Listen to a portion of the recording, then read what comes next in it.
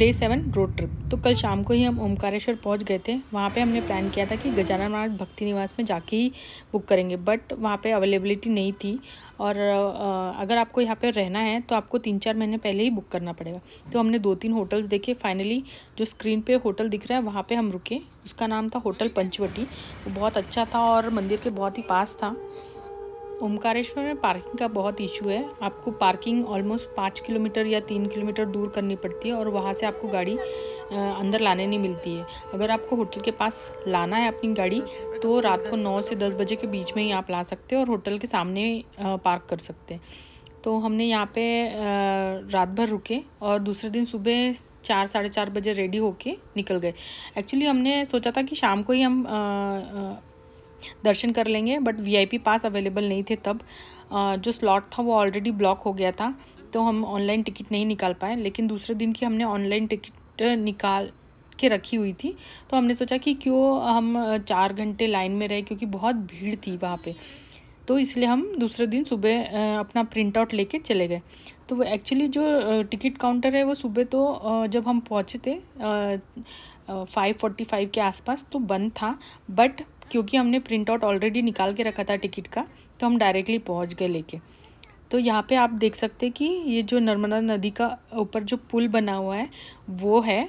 और आप चाहे तो अगर सुबह सुबह आ रहे हैं तो आप पुल से जाइए। अगर शाम के टाइम अगर आप आ रहे हैं या फिर 7-8 बजे के बाद सुबह के, तो आपको नाव भी मिल सकती है। आपको नाव से भी आप नीचे जाके ओमकारेश्वर मंदिर के वहाँ पे रुक जाती है और वहाँ से आप पैदल चल के जा सकते हैं। बट वहाँ पे वीआईपी पास का कोई यूज़ नहीं है। तो मैं आपको सजेस्ट करूँगी कि अगर आप वीआईपी पास लिए हैं तो पुल से ही जाइए। और वहाँ पे बिल्कुल भी भीड़ नहीं थी वीआईपी पास की। सुबह सुबह डायरेक्टली हमने अपना पास टिकट दिखाई और बिना बैंड के अंदर चले गए। और देख सकते हैं हमारे सामने कोई भी नहीं है और पूरा खाली था। हार्डली हमको 20 मिनट ही लगे दर्शन के लिए और इतने अच्छी से दर्शन हुए कि आप बिलीव नहीं करेंगे। और नॉर्मल जो जनरल लाइन है वो इतने सुबह होने के बाद भी इतना भीड़ था, इतना क्राउड था। ऑलमोस्ट 3 से 4 फ्लोर्स है, वो आपको सबको क्रॉस करके जाना पड़ता है दर्शन के लिए। तो ये देखिए हम पहुंच गए यहाँ पे और वहाँ पे हमने आराम से खड़े होकर दर्शन किए। कुछ भी धक्का मुक्की नहीं थी, आराम से दर्शन किए। वीआईपी पास का ये फ़ायदा ज़रूर होता है। चाहे तो मैं वीआईपी पास का लिंक डिस्क्रिप्शन बॉक्स में डाल दूँगी। और इतने आराम से हमारे दर्शन हुए कि आप बिलीव नहीं कर सकते। आप चाहे तो जो जल है शिव जी को चढ़ाने के लिए वो आप अपने पास से भी लेके जा सकते हैं, नहीं तो आपको वहाँ पे ख़रीदना पड़ता है। तो ये हमने ऑलमोस्ट कितना 6:15 के आसपास दर्शन हो गए थे हमारे। घड़ी गलत दिखा रही है और हम अभी वापस भी आ रहे हैं। दूर से ओमकारेश्वर मंदिर कुछ इस तरीके से दिखता है। आप देख सकते हैं कि यहाँ पे 3 से 4 फ्लोर है और कंटिन्यू भीड़ है, लाइन बहुत लंबी है। और ये नीचे नर्मदा नदी है और यहाँ पे देख सकते हैं कितनी सारी बोटें। अगर आप दिन को 7 बजे 8 बजे तक के आएंगे तो ये बोट्स भी चालू रहती है, तो आप बोटिंग करके मंदिर के पास जाके यहाँ से आप चढ़ के जा सकते हैं अगर आपको पुल से नहीं जाना है। और उसके बाद हम पहुँच गए महामलेश्वर मंदिर। कहा जाता है कि ओमकारेश्वर मंदिर तभी ज्योतिर्लिंग तभी सफल होता है जब तक महामलेश्वर ज्योतिर्लिंग के दर्शन करना ज़रूरी होता है। भीड़ नहीं थी, आप देख सकते मेरे स्क्रीन पे मेरे हस्बैंड किस तरीके से जा रहे हैं। और मंदिर में भी आराम से हमारे दर्शन हुए हैं, वो भी आप देख सकते मेरी स्क्रीन पे कितने आराम से शांति से दर्शन हुए। और उसके बाद हम पहुंच गए मंदिर के बाहर भी आ गए। ये देखिए कितने आराम से लोग जल चढ़ा रहे हैं शिव जी को। कुछ भी धक्का मुक्की नहीं था, बहुत शांति से हो गया। अगर आप सुबह जाते हैं दर्शन के लिए तो बहुत ही अच्छे से होता है। और ये मंदिर के लिए कोई भी वीआईपी पास नहीं है। यहाँ पे नॉर्मल लाइन लग के ही जाना पड़ता है।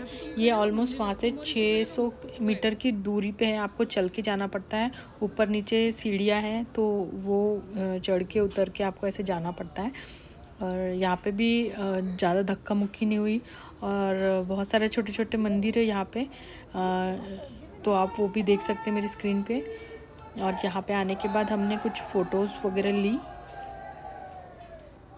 ये शनि देवता का भी मंदिर है और शंकर जी का भी मंदिर है। और हमने यहाँ पे कुछ फ़ोटोज़ ली, आप देख सकते हैं। और ये शिवलिंग है। कहा जाता है कि नर्मदा नदी से जितने भी पत्थर निकले हो उसको आप शिव की जैसे पूज सकते हैं और उनको अपने मंदिर में रख के डायरेक्ट पूजा कर सकते हैं। कोई प्राण प्रतिष्ठा की ज़रूरत नहीं होती है। और हम उसके बाद अपने निकल गए पुणे वापस आने के लिए। और देख सकते हैं ये नर्मदा नदी का ब्रिज है। बहुत ही सुंदर है। सनराइज़ हो रहा था तो देखने में अलग ही फ़ील हो रहा था, क्योंकि सुबह जब आपको भगवान के दर्शन होने के बाद नर्मदा नदी को दर्शन हो रहे हैं तो और जो सूरज है वो आसमान पे चढ़ रहा है तो उसका व्यू और फ़ील बहुत ही अलग होता है। तो ये सब हमने किया और फिर हम चलते गए अपने पुणे वापस आने के लिए। हालांकि वहाँ पे बहुत सारी जगह है आप घूम सकते हैं, बट हमें सिर्फ ओमकारेश्वर ज्योतिर्लिंग ही देखना था, इसलिए हम वहाँ पे और कुछ नहीं किया। आप चाहे तो ओमकारेश्वर में बोट राइड भी कर सकते हैं। एक्चुअली ओमकारेश्वर मंदिर को इसलिए ओमकारेश्वर कहा जाता है क्योंकि उसका जो लुक है, ऊपर से आप व्यू देखेंगे तो वो ओम जैसा बना हुआ है, इसलिए उसका नाम ओमकारेश्वर रखा है। और अभी दोपहर के 12 बज गए और दूल्हे में हम खाना खाने के लिए रुके प्योर वेज रेस्टोरेंट में। ये बहुत ही अच्छा था। यहाँ पे बच्चों को खेलने के लिए भी अच्छा था, खाना भी बहुत टेस्टी था एक्चुअली। और हम लंच किया और हम अपना पुणे के लिए निकल पड़े। बहुत ही अच्छा था वहाँ का खाना वगैरह, और हमारा सफ़र भी बहुत अच्छा रहा। और कब चलते चलते कब हम पुणे के हाईवे पे पहुँच गए हमें पता ही नहीं चला। और रोड पे यूँ ही चलते चलते कब दोपहर से शाम हो गई हमें पता ही नहीं चला वक्त का। और हमने मस्त ये 7 दिन बहुत इन्जॉय किया। सारे ज्योतिर्लिंग हमने अच्छी से दर्शन किए। और आपको मेरा ये ब्लॉग्स कैसा लगा आप मुझे कमेंट करके बता सकते हैं। और जो ये चारों ज्योतिर्लिंग के बारे में अगर आपको कुछ भी मुझे पूछना हो तो आप मुझे पिंग कर सकते हैं। और जो हमने गुजरात में रन ऑफ कच्छ गए थे वहाँ का भी अगर आपको कुछ पूछना हो तो वो भी आप पूछ सकते हैं। इवन पाटन में जो हमने रानी की वाव और वहाँ पे और जितने भी प्लेसेस है अगर आपको उनके बारे में कुछ जानना हो तो आप मुझे पिंग कर सकते हैं। और जिन्होंने अभी तक मेरा चैनल सब्सक्राइब नहीं किया हो प्लीज़ मेरा चैनल सब्सक्राइब कर लीजिए।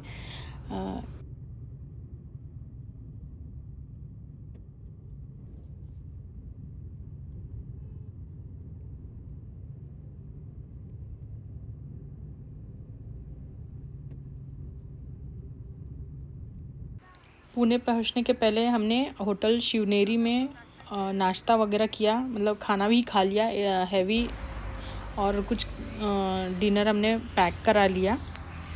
तो होप आपको मेरा ये ब्लॉग पसंद आया होगा। Thank you.